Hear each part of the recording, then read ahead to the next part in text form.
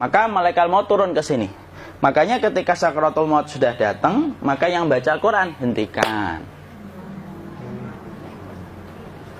Kenapa? Oh, memang gitu ya. Jangan semakin kenceng. Ayo Pak, insya Allah Pak, gitu.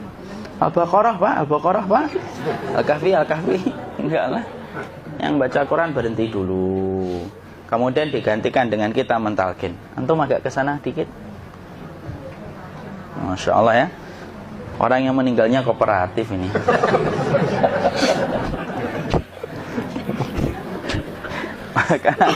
maka agak kesini ya. Maka disunahkan kita untuk mentalkinnya. Nanti ketika mentalkin jangan terlalu sering, jangan terlalu membebani. Jangan terlalu sering itu la ilaha illallah, la ilaha illallah. Tidak gitulah. Berat nanti dia ngerasakan. Di situ Imam Qurtubi juga menyampaikan, jangan terlalu sering karena itu memberatkan dadanya. Jadi ketika mentalkin, saya sampaikan, boleh diganti atau enggak Ustaz? Enggaklah, talkin itu ibadah. Ibadah itu tauqifiyah. Tauqifiyah itu enggak usah diganti. Karena Rasulullah mengatakan, lakinu ala mautakum la ilaha illallah. Talkin orang yang meninggal di antara kalian dengan la ilaha illallah. Enggak usah diganti Allah Ustaz yang lebih singkat, lebih pendek. Tidak usah. Subhanallah Ustaz, tidak usah. Kenapa? Karena talqin sudah ditetapkan ucapannya oleh Nabi, begitulah kita mencontohnya. Jadi tidak usah diganti.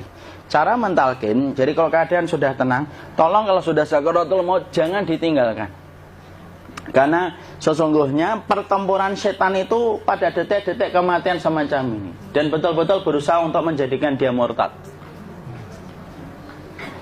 Nanti makanya di situ di buku nanti dibahas kan, pertempuran setan itu sampai detik-detik orang mau mati itu sudah ayo kufur, murtad aja tuh, kamu sakit kan? Nah, itu kayak gitu. Makanya jangan ditinggal. Capek gitu kok nggak meninggal gitu ya. Udah gantian mas.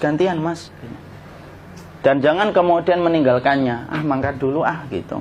Tidaklah, janganlah. Terus ditampingi terus. Kalau bisa ya sudahlah, berikan waktunya kita untuk sementara waktu itu betul-betul berkhidmah kepada orang yang kita cintai terakhir kalinya. Cara kita kemudian mentalkin adalah, yaitu adalah di sebelah kanannya la ilaha illallah. Biarkan dia mencerna dulu, tidak usah buru-buru kemudian kita langsung nimpali lagi. Dia mencerna dulu sembari kita doakan, peluk, ya Allah dimudahkan gitu. Kalau ada orang yang bisa ngucapin la ilaha illallah, itu siapa yang memberikan itu Ustaz? Yang memberikan kekuatan Allah Pak. Karena ngomong aduh aja sudah tidak mampu. Makanya Allah berfirman dalam surat Ibrahim, yusabbitullahu alladhina amanu bil qawli tsabit fil hayatid dunya wa fil akhirah. Allah teguhkan perkataan orang yang beriman dalam kehidupan dunia dan akhirat. Dunia itu ya ketika menjelang kematiannya. Makanya dia bisa ngomong la ilaha illallah. Sebenarnya ngomong aduh aja udah gak mampu. Kalau bisa ngomong, dia pasti ngomong aduhnya dulu. Tapi Allah yang menggerakkan. Ngomong la ilaha illallah. Makanya mangkana akhiru kalamihi la ilaha illallah dakhalal jannah. Barang siapa akhir kalamnya itu adalah la ilaha illallah, pasti masuk surga. Makanya kita lagi la ilaha illallah. Dah. Cerna dulu. Enggak usah minta diburu-buru ya. Enggak usah gini. Ayo la ilaha illallah. Ayo.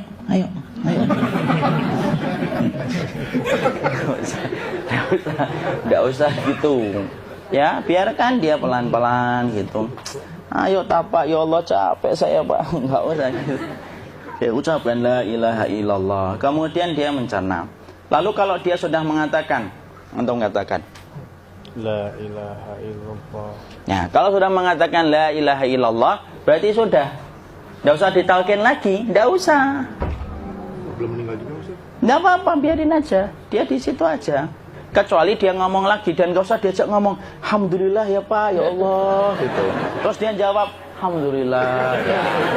Itu berarti ucapan terakhirnya alhamdulillah. Atau ketika habis ditalkin la ilaha illallah, dia ngelihat air. Nah, itu berarti ucapan terakhirnya air. Talkin lagi. Nggak usah marah. Aduh Pak minta air. Mau minta air nanti aja dikubur gitu loh. Jangan gitu. Biarin aja. Jangan kemudian setelah la ilaha illallah La ilaha illallah. Terus, ayo tutup, awas yang ngomong lagi ya. Nggak usah gitu juga. Maka kemudian setelah la ilaha illallah sudah, nggak usah diajak ngomong gitu. Terus kemudian nggak usah ada anaknya perempuan, ya Allah Pak, sudah bisa ngomong la ilaha illallah, usah gitu. Cukup dalam hati alhamdulillah gitu. Diam, kita dengerin gitu. Disitulah nanti biasanya detik-detik dia terakhir. Dia nanti ngeliat di sini Pak, prosesnya itu nanti kaki langsung sebagian jempol dingin dia. Kaki, telapak kakinya langsung kalau kita geningkan dingin kayak kaki yang kena AC langsung. Kemudian dia langsung ningkup gini. Dikit dia, mulai kaku dia. Atau kalau enggak, gini dia. Langsung kayak jatuh. Kayak kepala nanti yang paling terakhir, kepala itu pasti ada gerakannya Pak. Ini meninggal itu. Pasti gitu. Pasti gitu. Karena apa? Sudah tidak ada beban ruh yang menahannya. Ya, cabut ya, set pelan, maka kemudian malaikat itu. Tapi tetap sakit lah. Walaupun dikatakan ringan, tetap sakit. Maka kemudian sakit gitu, ngelewatin sini, jantung kemudian sudah tidak berfungsi, kemudian ginjal Pak, ngelewatin ginjal tidak berfungsi. Bapak bayangkan kan, kalau yang pernah sakit batu ginjal Pak, sepakat nggak kalau kita batu ginjal itu sakitnya luar biasa Pak? Itu baru titik batu kecil di ginjal. Kita bisa bayangkan tiba-tiba ginjal tidak berfungsi, sakitnya kayak apa Pak? Tiba-tiba ginjal nggak berfungsi, pankreas naik, kemudian tek jantung. Jantung ini dia masih hidup dia, di sininya masih hidup walaupun jantungnya sudah berhenti. Naik, kemudian mata dia ngelewatin mata.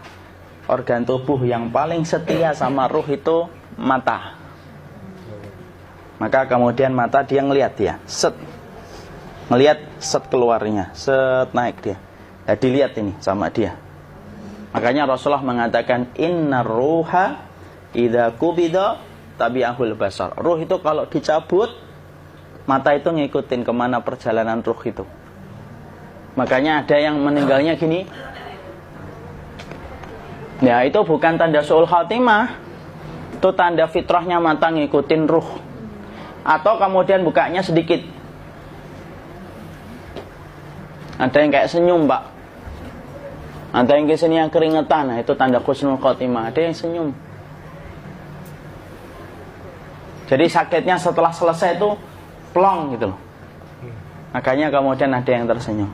Maka itu tanda. Kalau kita ngelihat orang yang membuka mata kayak gini, tidak usah takut.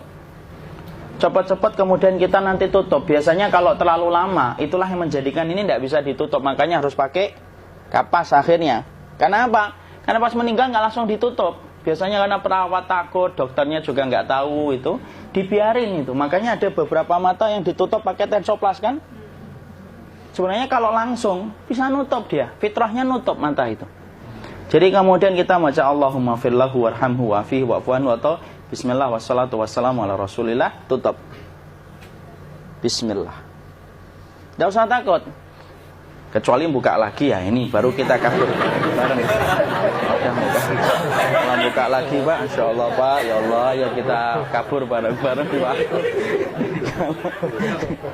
Diusap Pak, diusap gini. Enggak disenggol gini enggak. Begini kan, sudah meninggal dunia. Tangan boleh begini, boleh diluruskan, tidak ada ketentuannya. Boleh gini, boleh kemudian lurus. Tidak usah disalahin kalau ada yang lurus. Lu itu tangannya gimana sih? Posisikan kayak sholat. Tidak ada perintah kayak gitu. Jadi kemudian dikondisikan saja. Terus maka kemudian dipijit-pijit, akiknya dikeluarin. Kemudian jamnya dilepas, gigi palsunya dilepas kalau ada. Ya. Kemudian apa setelah itu? Coba buku.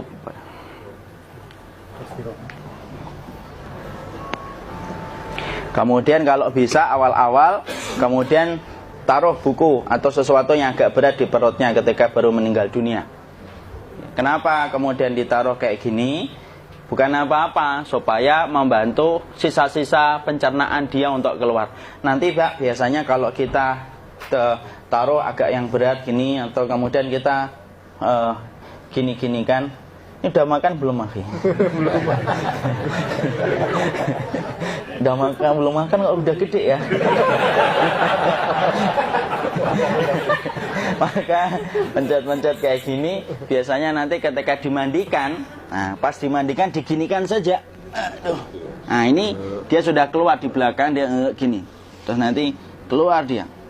Nah ini keluar langsung di belakangnya. Dan memperlakukan orang kalau sudah meninggal dunia itu yang lembut gitu. Kenapa? Inna kasra admil mayyiti kakasri admil hayyi. Mematahkan tulangnya ketika orang sudah meninggal dunia itu lebih dia rasakan sakit ketika mati daripada ketika masih hidup. Tuh Islam itu sampai sama orang mukmin itu kalau sudah meninggal aja sampai selembut itu. Kok hidup kasar itu kebangetan dia jadi orang itu. Mau sampai orang mati itu kemudian disuruh yang lembut, kalau ada aib disuruh nutup, tidak boleh diceritain. Misalkan di belakangnya beliau ini ada tompel, gagah-gagah tompelnya gede gitu, tidak boleh cerita. Masya Allah loh, sampai segitunya sunnah itu ngajarin kita untuk nutup aib. Kalau ada orang belajar sunnah sukanya buka aib, nyari-nyari kesalahan orang, sunnah yang mana dia pelajari itu saya bingung. Makanya kemudian gini, setelah selesai maka kemudian tutup dengan kain. Maaf ya akhi ya. Nanti kalau nggak kuat napas ngomong ya. Maka ditutup kayak gini, ditempatkan kemudian jangan di tanah tapi di atas dipan. Karena apa? Syekh Abu Malik Kamal Said Salim dalam Sahih Fikih Sunnah menyampaikan supaya tidak cepat busuk. Dia taruh di atas. Kemudian ditutup pakai kain apa saja. Ya, sembari nanti kita mempersiapkan tempat mandinya, tempat kafannya dan yang lain sebagainya. Maka kemudian kalau ada yang datang boleh dibuka. Kemudian kita mencium ininya apa? Kemudian keningnya. Kemudian kita berdoa, nutup lagi kayak Rasulullah ditutup, kemudian yang datang terakhir itu salah satunya Abu Bakar. Dibuka kemudian beliau, ya Allah ya Rasulullah, engkau adalah orang yang percaya hidup dan matimu, dan tidak mungkin Allah itu mematikan engkau 2 kali ya Rasulullah. Maka kemudian ditutup kembali. Saat itu para sahabat dalam keadaan mendung semuanya. Maka disitulah kita lakukan kayak gini. Ditutup gini Ustaz ya. Kasihan tidak bisa nafas, insya Allah tidak butuh nafas lagi. Jadi kemudian kita semacam ini kita persiapkan apa yang bisa kita lakukan. Nah itulah proses kematian dari sakit sakaratul maut sampai kematian.